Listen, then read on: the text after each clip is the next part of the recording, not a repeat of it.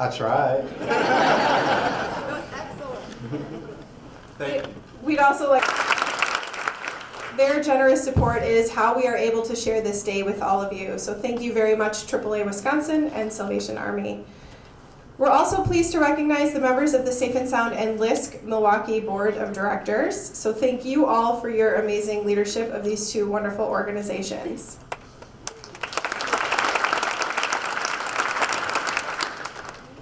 And finally, thanks to all of you, our guests. I think we agree that it is so powerful to hear the positive impacts that even a single person can make on the progress in our city. The development intermediary, headquartered in New York City with over 30 urban affiliates across the country. Here in Milwaukee, LISC supports comprehensive, resident-driven community development efforts across the city. LISC believes all communities should be livable, increase capacity in Milwaukee with a goal to improve community safety by helping neighbors and law enforcement work together effectively. In the past 3 years, Milwaukee has received 5 separate MetLife Foundation Community Police Partnership Awards. LISC also aims to provide trainings and resources through our Safety Affinity Team and a recent septic training. Everybody understand what septic is, right? All right, this is acronym city when you start working in law enforcement. All right?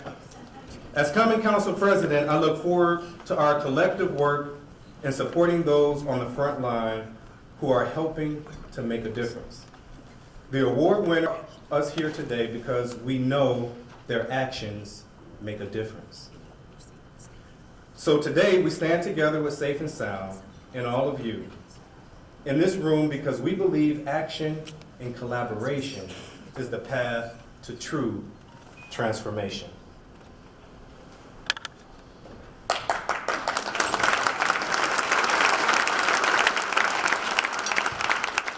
Agreed. We are so glad to shine a light on the people and groups, professionals and civilians who inspire our work and demonstrate the ideals of community. Nearly 20 years ago, Safe and Sound was founded as a comprehensive approach to public safety. Our threefold strategy strengthens community police relations, uplifts and engages youth, and empowers residents to bring real and lasting change to their communities. We build relationships that connect street and block level conversations to efforts at the local, city, state, and national conversations. Our goal is to unlock potential at the ground level and ensure that good resident and youth-driven initiatives are nurtured and activated through available resources. I'd like to just take a moment to recognize Taliba Mateen. Is Taliba here today? No. Okay, she was going to be joining us. Taliba just retired from Safe and Sound as a 19-year employee. She was a community organizer in the Amani neighborhood, among others. And she's exactly the testament that stands as a testament to the deep and wonderful relationships that make our community vibrant and strong. This is why we were thrilled in November when Safe and Sound was able to announce a major expansion to be able to include an additional police district. This brings our total reach to 5 of the 7 police districts, and now we are in 10 priority neighborhoods across the city of Milwaukee. Last year alone, we connected with more than 20,000 residents, and in fact, we've had the opportunity to work with many of you directly here today in this room. Before proceeding, I'd like to just note a couple highlights from last year. To measure our impact, after we restructured in 2015, we engaged researchers at the Medical College of Wisconsin to do a comprehensive evaluation of Safe and Sound. That evaluation will be done within the next few weeks, and we'll be hosting community forums to talk about the results of that evaluation and some of the really wonderful work that our residents are doing across the city.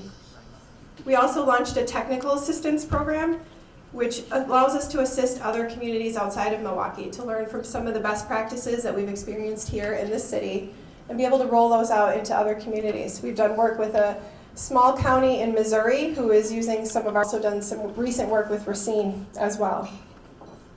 We're proud to partner with LISC as our key partner in our Milwaukee efforts and are grateful to offer this event together today to celebrate crime prevention efforts that make our city safer and stronger.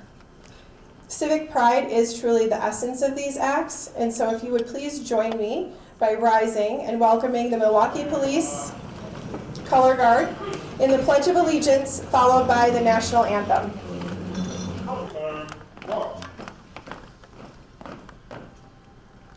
Present. Oh.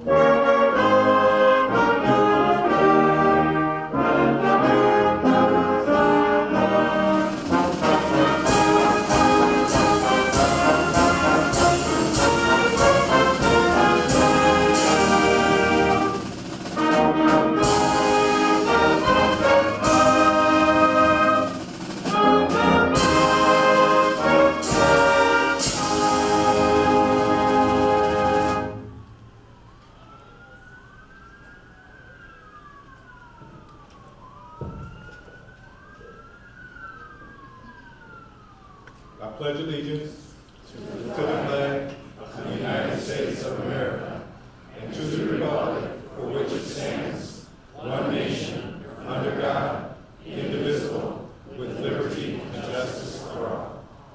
Right shoulder. Arms. Order. Arms.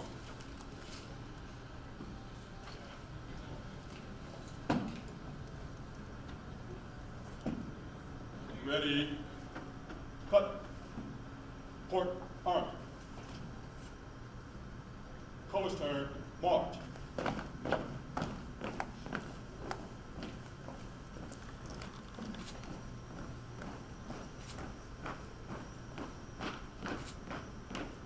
Colors turn. March. Ready. 1, 2, 3, 4, 6. Present. Arms. Order. Arms. Colors turn. March.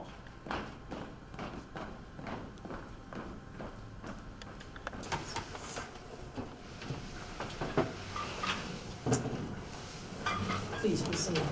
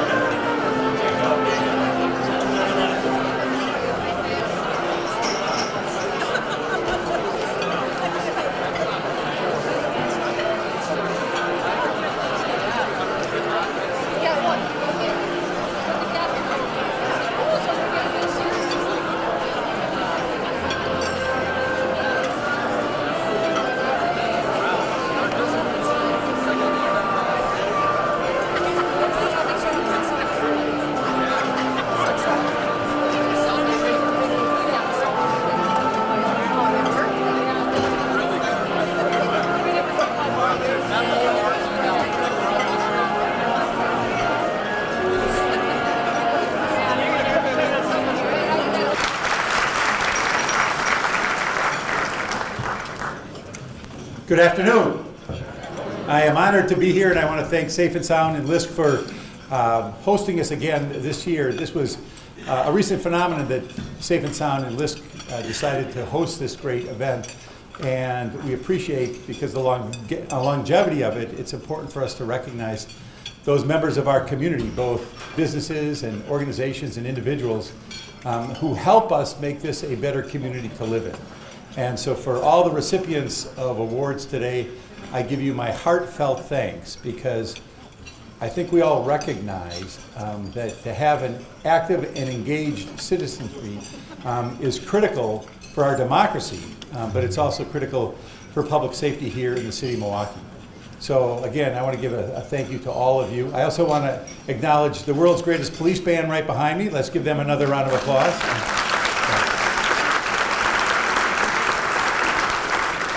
And I want to take just a moment or two to talk about the current state of affairs right now in Milwaukee as it pertains to our police department and our relationship with the state of Wisconsin. Because I think it's important, because we have so many people in this room who are directly involved in law enforcement, as well as community members who care about safety in our community, for you all to have an understanding of the challenge that we currently face.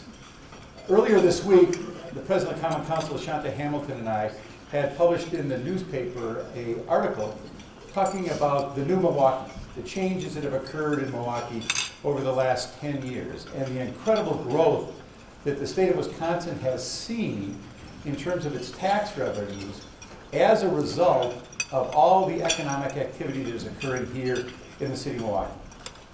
To be more specific, the tax revenues that we are generating from the city of Milwaukee for the benefit of all taxpayers of the state have grown dramatically.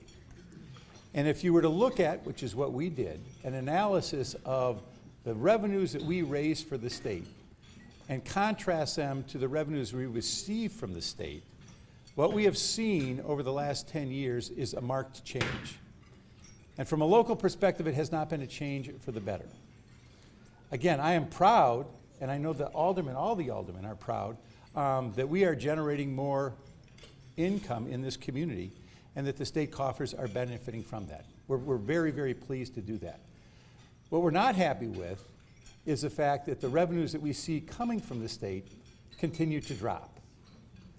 Now, for many of you, you're thinking, well, there goes that politician, and he's complaining again. And I understand that. I understand that. But this really has nothing to do with me personally. It has more to do with the city of Milwaukee and its future. Last year, for the first time in the history of this city, the budget for the police department surpassed the total tax levy for the city of Milwaukee. It had never happened before. This year, the gap has grown even more. Our budget for our police department is over $300 million. And I believe that's $300 million that's well spent. The tax levy, the entire tax levy for this city, is approximately $263 million. So you can do the math. You can see that we have, by tens of millions of dollars, are spending more for police protection than we're receiving from the state. So what's my gripe? My gripe is, for years there was a partnership between the state of Wisconsin and local governments. And under that partnership, which lasted over 90 years, we would share in the revenue that the state receives. Thus the name, the Shared Revenue Program. We would actually share in the revenue. Think of baseball revenue sharing, where the rich markets and the poor markets help each other. That's what the arrangement was, again, for decades. But in the last decade or two, not even starting under the current administration, but increased by the current administration, we have seen freezes and then actual drops in our shared revenue. So what does that mean going forward? That means we're going to have to face a decision as to whether we're going to fund libraries, nurses, fire department, or are we going to continue to put dollars into the police department? And I think all of us want to make sure that we have a strong police department in this community. I certainly do. But in order for that to continue, we have to have a fundamental realignment with our relationship with the state of Wisconsin so that we don't continue to slip farther behind.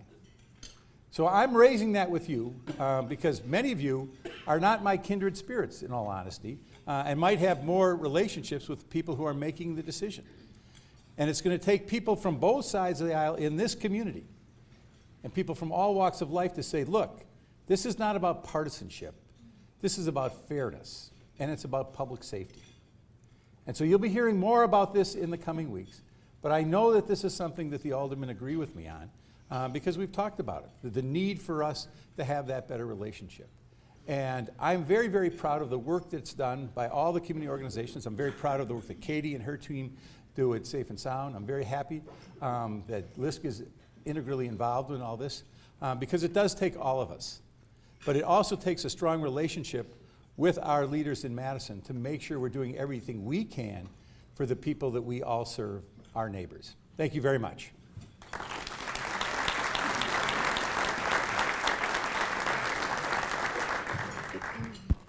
Thank you, Mayor Barrett. Each year we receive dozens of applications for the awards that we present today. And in order to alleviate Safe and Sound and LISC from the responsibility of having to choose those winners, we have a community review committee and a law enforcement review committee that generously donate their time and energy in reading all of the nominations and then selecting today's winners. So on our community review committee, we'd like to recognize Eugene Mansonet of PNC Bank, Paul Grip, who is a neighborhood block watch captain in District 2 on the near south side, Matt Blowers of Harley-Davidson Motor Company, and Sister Patricia Rogers of the Dominican Center for Women. Please join me in thanking them.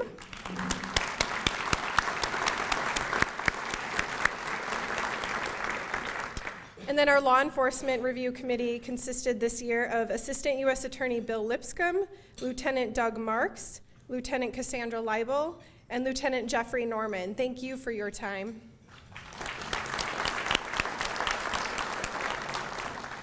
We also want to recognize the special contributions from John Brannon of Safe and Sound and especially Cullen Weiskopf of the Milwaukee Police Department and their contributions to this event. And now, And now for the meat, the heart of this day's lunch, we'll begin the awards program. After the award description is read, please make your way to the podium where you will receive your award. We ask that all awardees also pause so that we can capture a photo of you receiving your award before making any very brief remarks. At this time, please join me in welcoming one of our sponsors, AAA Wisconsin. Nick Jarmus of AAA will present our first award.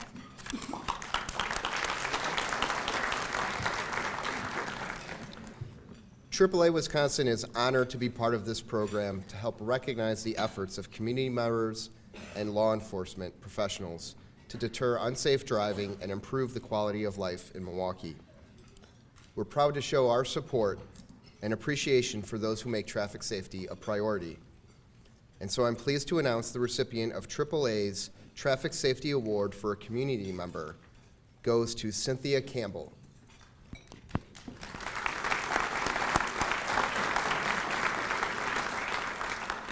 Cynthia changed her tragedy into triumph after she lost her oldest son, Christopher, in a fatal car crash in 2006. She is the founder of Love from Afar, the Christopher Allen Williams Foundation, and the Parents Against Distracted Driving. Ms. Campbell is a certified teen life coach and mentor, a motivational speaker, and grief recovery specialist. She is also a certified parents reducing injury and driver error instructor.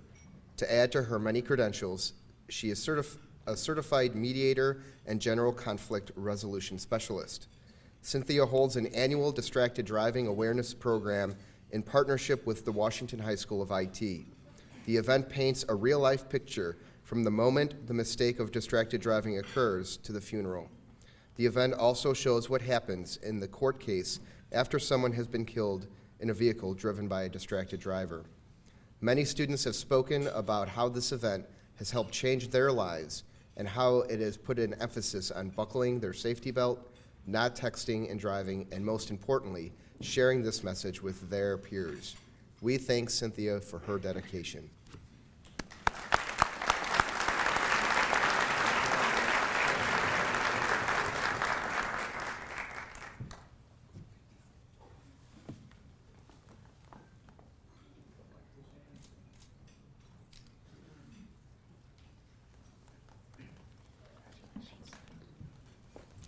Driving, and then also the parents that they're riding with who holds their phones, so it becomes infectious for them as well. That you just don't want to be a parent like myself to bury someone, a child, because of the cell phone that has taken over our lives. And it's important that we make it infectious in our homes to let our kids know, but first be ambassadors for ourselves and let everyone know that I'm gonna stop doing it myself, because who's ever riding with you sees that. So I just have to take the time and thank Sergeant Williams. His team comes out every year and they help. And I mean, I'll tell you, it's just myself. It's amazing to be here. I just want to tell you guys how amazing it is to be here, because it's just a vision I took as a mother. And nobody ever shows up. It's just me and the students and the staff. So I've never had the mayor and anybody be around. So it's pretty cool to be here today. But I just want to thank you guys, and I really appreciate this award. Thank you.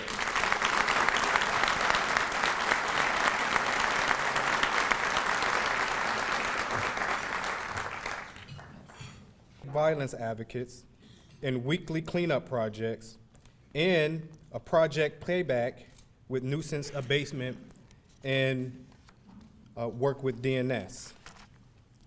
CLOs Felix and Dunman work to build relationships and maintain their partnerships by demonstrating a sincere desire to connect with the community, and we really appreciate that outreach. So congratulations to you both.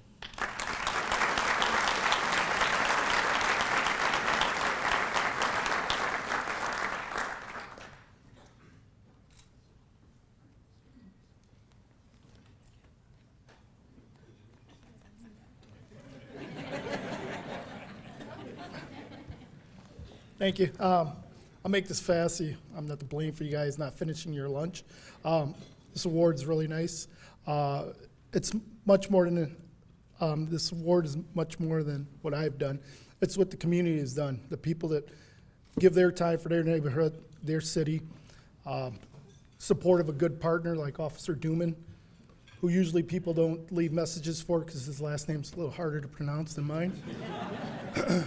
It's about good leadership, like Sergeant Donovan Agnew, Captain Diana Rowe. It's also about a good supportive family. Thank you.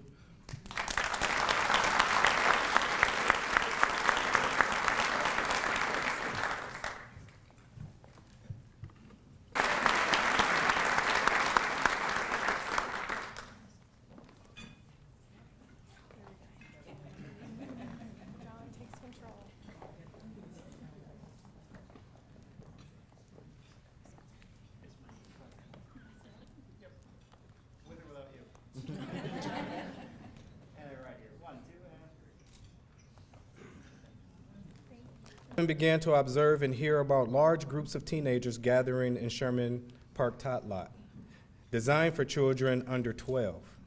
In June of 2016, Captain Trusinovich set up weekly listening circles at Sherman Park for youth and residents. During the listening circles, teenagers shared that there weren't enough activities in the park, and Captain Trusinovich secured soccer goals, and along with other officers, he painted a field and organized a sports week with local organizations. After the uprising in Sherman Park, Captain Tursinovich continued to attend or delegate officers to attend listening circles and block watch meetings. The captain is committed to long hours and late nights because of his passion for the community. He has also dedicated his time to be a rugby coach and spending time as his #1 job as a loving father. Thank you, Captain, and we really appreciate your dedication to the community.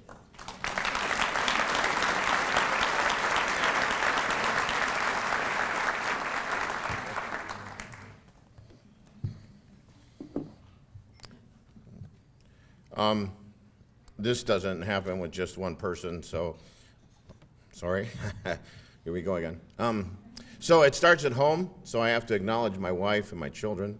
When the unrest happened in Sherman Park, my wife knew where I had to be. And she basically told me, go, you have to be there. I got it here. So that was great, thank you. And then, of course, our greatest inspiration is our children, right? So I have Madison. Mads is Mads. If you know Mads, you know what I'm talking about. And then I have my oldest daughter, Hannah, who will make me very proud this May. She's going to graduate Divine Savior Holy Angels. That's no small thing. And she made me even happier when she chose Loyola. And if you know anything about me, Loyola is a Jesuit school. She'll be the 4th generation in my mother's line to go to a Jesuit university. So I'm very proud of that. Now, the other gentlemen at that table are my lieutenants, and they represent my supervisors. I'm a captain. I'm one guy, right? But it takes great cops, great sergeants, great lieutenants, clerks, police aides, okay, at number 7 and all over the city.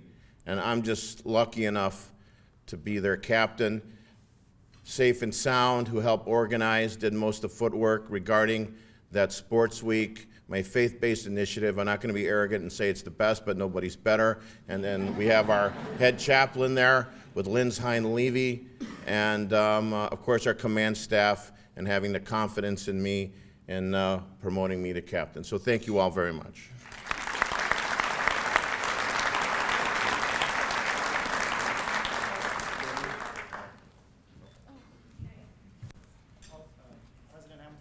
Oh, sorry.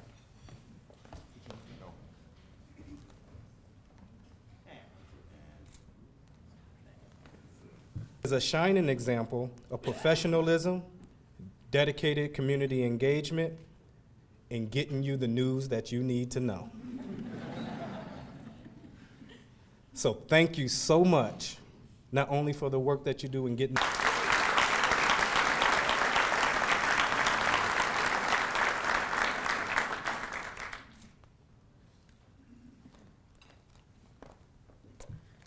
Wow, I didn't know they had that much to say about me. I just want to say a year ago, more important to build bridges than to build walls. And so that is why I was so committed to the work that was being done at the community outreach program in the Milwaukee Police Department. And I think that it is important and imperative for all of us to continue to build those bridges and find those commonalities so that we can really make change and impact. Policing and representing MPD. She works tirelessly to improve the community through her work and is a favorite among residents because of her kind and personal approach. One example of her dedication to the community is how she looked after a family after they experienced a strong-armed robbery at their mom-and-pop restaurant. Officer Velasquez and her team had befriended this family over the course of regular business check-ins, always making sure to have special badge stickers for the 3 kids, including a 4-year-old boy who was especially fond of her. The boy had witnessed the family and customers being held up at gunpoint, and Officer Velasquez made it a priority that he and his family received ample support after the traumatic event. She included them in the special holiday 3 Kings celebration for district families to bring smiles to the children's faces and offered the parents regular investigation updates, ensuring they felt cared for and had the resources they needed. Officer Velasquez is also appreciated for her respectful and professional intercommunication with nuisance property owners. She is skilled at turning potentially bad situations into solution-based approaches. Her meticulous organization and management of cases are valued by her district teams and the community alike. Thank you and congratulations, Officer Velasquez.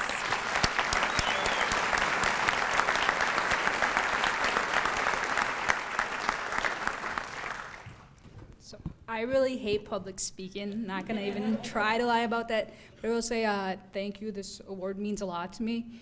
And because they brought up the restaurant, if you ever really want some really good tacos, the restaurant's on 13th and Maple, you guys should check it out.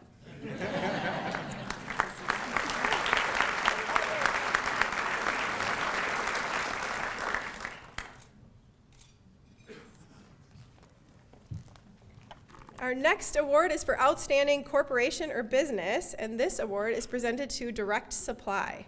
Direct Supply has shown their commitment through reducing crimes by working to provide Milwaukee police with resources and volunteers. They have also built very strong relationships with community partners like Haven Woods Economic Development.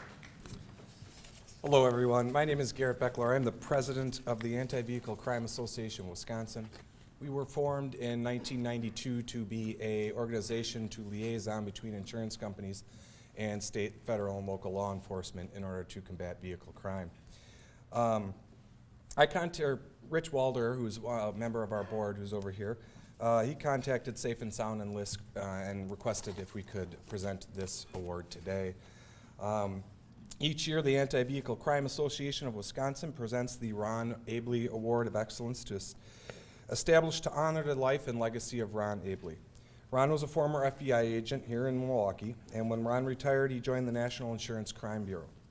During his last case with the Bureau, he was diagnosed with cancer and passed shortly thereafter. Abley was instrumental in deterring vehicle crimes and insurance fraud, being an excellent resource on vehicle identification and providing training at AVCAW seminars. His recommendations and professional investigations and guidance have led to cooperative efforts between law enforcement and the insurance industry to reduce the incidence of vehicle crime in Milwaukee. In recognition of superior achievement and for rising above and beyond the highest standards, the Anti-Vehicle Crime Association of Wisconsin presents this Distinguished Award of Excellence to Police Officer Cullen Weiskopf.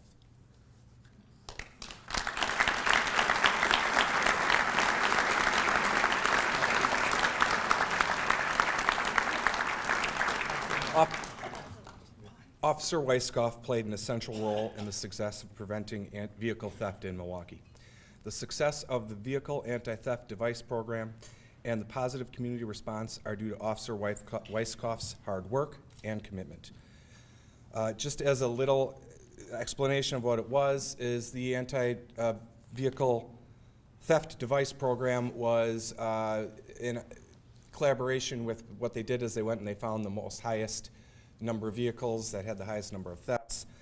They installed over 400 kill switches on vehicles and found that they had a 98% success rate with that program. Along with me to present the award is Jim Bartnick, 15 plus years with the Department of Transportation, and Rich Walder, 35 plus years as law enforcement here in Southeast Wisconsin. Congratulations.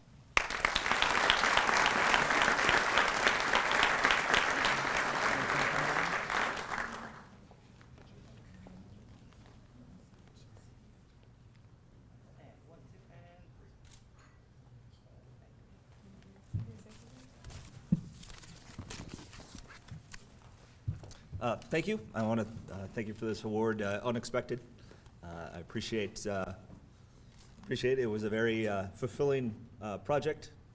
Hopefully we had a positive impact. Hopefully we can keep it going in the future. So thank you. Have a good day.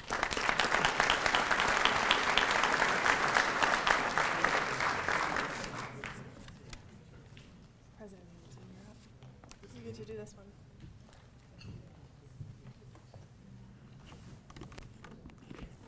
Right.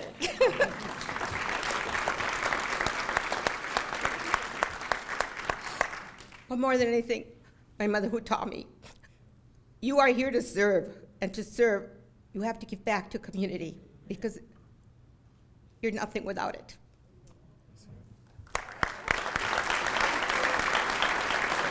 Award winners today.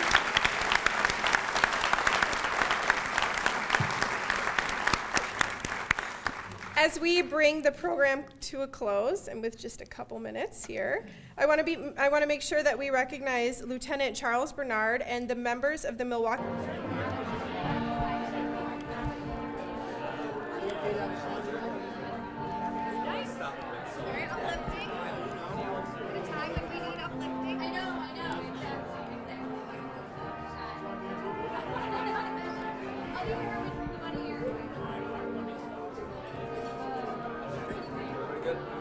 Yep. Roland, opening statements or anything that you wanted to share? When you look at days like today, you see what's happening in the community, people on the front lines trying to make a difference. How do you put that in perspective with all the things you do day to day? Well, the great thing about today's event is it recognizes how much of crime prevention and community safety involves so many different people besides the police. We saw some block associations recognized today. We saw service providers, the faith community, advocacy groups. All of it has to work. Obviously, the police are responsible for a significant component of crime prevention, but ultimately it is about the community and about a network of committed individuals and organizations trying to make their neighborhood safe. And today, recognize that. Any updates on the 12th and National situation that happened there? If that was a random act, a robbery, or what might have happened? Not yet. I mean, obviously, this is a priority case for us. It is certainly disturbing in what it appears, and so we're using all of our resources that are available to work on this particular crime. Terrific. It's a stranger crime, and we want to see if we can get to the bottom of it as fast as we can. Can we talk a little bit about yesterday's shootout at 76th Capitol at the gas station, and then the double fatal accident that started one on 60th Street 2 weeks ago. Last week it was on 11th Lane. Is this something that happens every day? We're just hearing about, or do you have to really worry about the Hatfields and McCoys going at it on their streets at this point in time? I'm afraid criminals shooting each other is not uncommon in this city. It's a significant problem for us. Gunplay is a problem for us, you know. The major cities recently came out with their crime data for the 60 biggest cities. And it's remarkable to me how many cities in the Midwest and the upper Midwest are plagued by extraordinarily high rates of non-fatal shootings and homicides right now. And all of us have the same experience. They're overwhelmingly criminals shooting other criminals. We've already seized 200 guns this month already. That's a significant number of guns per capita. We get as many guns off the streets as Chicago does, and in raw numbers, almost as many as New York City does.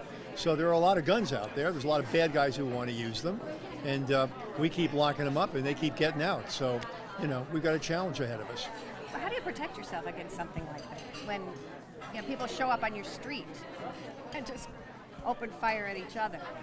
Well, I mean, you're right to point out. I mean, it's unacceptable, but it's not for a lack of arrests. All right, I don't know how to say it any more clearly. I've been saying it for years. Every year we're taking 2,000 guns off the streets of this city. Every year we're having over 500 non-fatal shootings a year. We're making significant numbers of gun arrests every year. We've got one gun court. Okay, I don't know where all these cases go, but we're making hundreds and hundreds of arrests. And if offenders do not feel they're going to experience significant jail time for carrying a gun, then it's a rational act to have it and a rational act to use it given the business they're in. Now, there's some promising legislation pending in Madison that may ramp up the felony status of some of these gun possession crimes, but we need the rest of the system to act like this is important. All the pressure right now is to not put people in jail. Well, that's fine for some crimes, but if we're going to get a handle on gun crime, gun carriers have to feel a significant sanction. That's simply not happening. And you heard the mayor today talk about the city isn't getting a fair share of dollars going in versus if you were specifically to lobby Madison and Wisconsin lawmakers, is there something that you would want more than just more money? We would want more money to do what? Well, more money allows us to do a number of things. Obviously, one of them is hire additional police officers. Another is get additional equipment. I mean, our fleet right now is in perilous situations. I mean, we've got dozens of cars that have well over 100,000 miles on them right now. We've got, at any given time, 16% of our fleet's in the shop because it's so old. I mean, there's a lot of things this city would spend money on if it had it. But that's the challenge. Only the city is all in on crime control. No other unit of government that has an impact on Milwaukee crime is spending anywhere near the amount of money this city is itself. And so obviously, if we were able to get our fair share from shared revenues, given the fact we're a net contributor, clearly we could make better investments in our crime prevention capabilities, but we'd like to see some other components of the government spend up its criminal justice response as well. Thank you kindly.